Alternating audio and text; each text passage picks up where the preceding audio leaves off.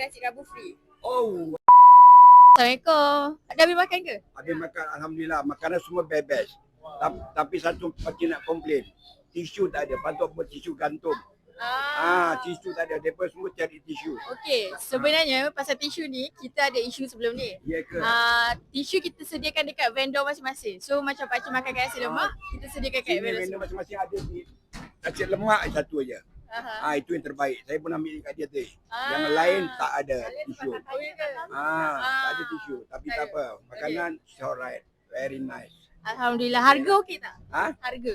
Harga no problem. Harga Okey, berpatutan. Nasi kerabu dia power. Kerabu okey. Dah berapa kali dah?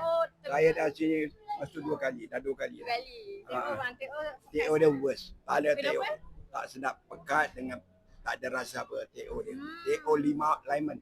Dia boleh memang Ah. nipis sikit betul. Tapi Dia dah sedap. terlampau pekat. Pekat dengan. Lepas tu cawannya terlampau kecil. Kecil. Oh. Pakcik Pakcik suka minum panjang. Okey, terima kasih. Ini pasal makanan pun patut bawa banyak.